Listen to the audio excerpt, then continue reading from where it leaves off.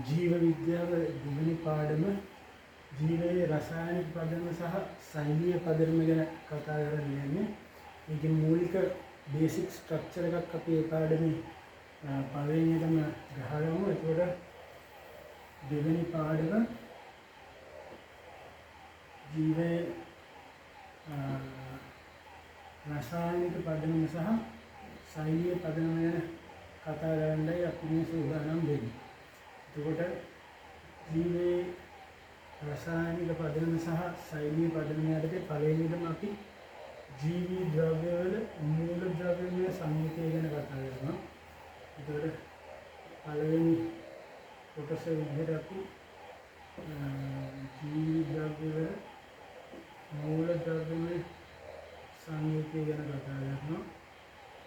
එතකොට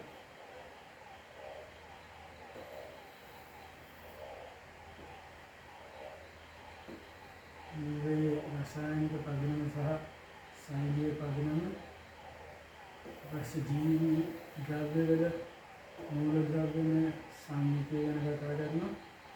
ඊට පස්සේ අපි ජීවීන්ගේ ප්‍රධාන කාබනික සංයෝගවල ස්වභාවය සහ කෘත්‍ය ගැන කතා කරනවා. ජීවීන්ගේ ප්‍රධාන කාබනික සංයෝගවල ස්වභාවය සහ කෘත්‍ය ගැන කතා කරනවා. ඊට පස්සේ අපි සෛල සංවිධානය ගැන තියෙන දැනුම පුළුල් කර ගැනීම සඳහා අන්වීක්ෂවල දායකත්වය අන්වීක්ෂ කොහොමද අපි පාවිච්චි කරන්නේ කියන එක ගැන කෙටියෙන් කතා කරනවා. අපි ජීවි ද්‍රව්‍ය මූල ද්‍රව්‍යමය සංයුතිය ගැන කතා කරනවා. ජීවි ප්‍රධාන කාබනික සංයෝගවල ස්වභාවය සහ කෘත්‍ය ගැන කතා කරනවා. සෛල සංවිධානය ගැන දැනුම පුළුල් කර ගැනීමට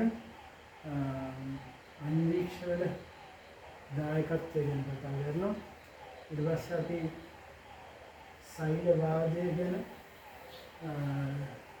ඓතිහාසික පසුබිම ගැන සෛලය ගැන තියෙන ඓතිහාසික පසුබිම ගැන කෙටියෙන් සාකච්ඡාවට ගන්නවා.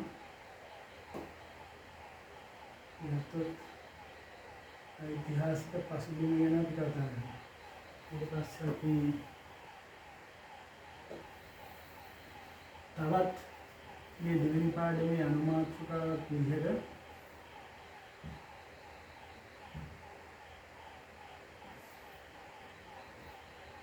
මේ යටතේ සෛල චක්‍රය ගැනයි සෛල විභාජනය ගැනයි කතා කරනවා. අපි සෛල චක්‍රය ගැන කතා කරනවා. සෛල විභාජනය ගැන සෛල චක්‍රය ගැන කතා කරනවා. සෛල විභාජනය ගැන මේ යටතේ කතා කරනවා. ඊට පස්සේ අපි ආයේ දෙවෙනි පාඩමේ යටතේ කතා කරන මාතෘකාව ගැන සැලකුවොත් අපි සෛලීය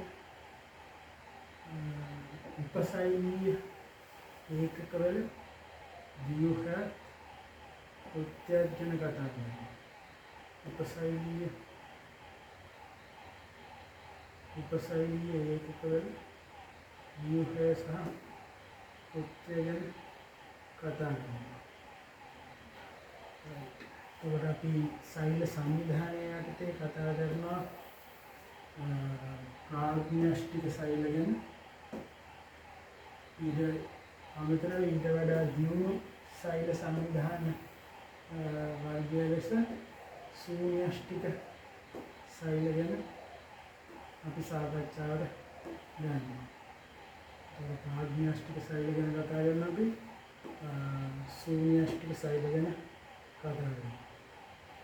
ඊට අමතරව අපි තව පහළට ගත්තොත්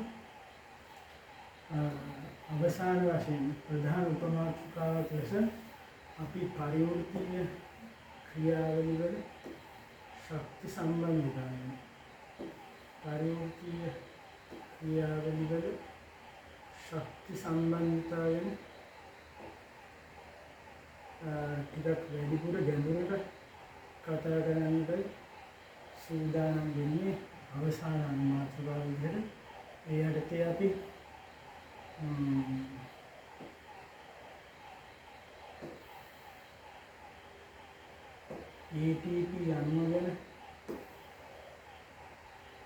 ATP අණුව ගැන කතා කරනවා. ඊට අමතරව අපි ශක්ති පරිවර්තන ක්‍රියාවලිය ශක්ති සම්බන්ධතාවයකට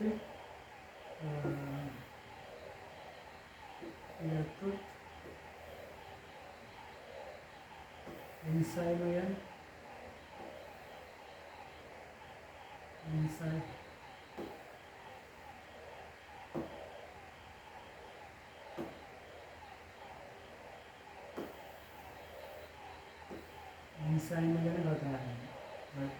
අපි ආයෙ නැවත සාරාංශ කරමු.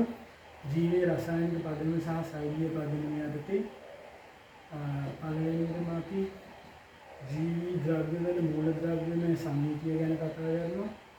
ජීවීන්ගේ ප්‍රධාන කාබනික සංයෝගවල ස්වභාවය සහ කෘත්‍ය ගැන කතා කරනවා. ඊට පස්සේ අපි සෛලය සහ සෛල සංවිධානය ගැන දැනුම් පුහුණු කර ගැනීමට අන්වීක්ෂවල දායකත්වය ගැන කතා කරනවා. සෛලය සහ සෛල වාදය ගැන ඓතිහාසික පසුබිම අපි කතා කරනවා. ඊළඟට උපසෛලීය ඒකකවල ව්‍යුහය සහ කෘත්‍ය කතා කරනවා. ඒ හා සමගාමීව සෛල සංවිධානය යටතේ ප්‍රාග්න්‍යෂ්ටික සෛල සහ ශූන්‍යෂ්ටික සෛල ගැන කතා කරනවා. සෛල චක්‍රය සහ සෛල විභාජනය ගැන කතා කරනවා.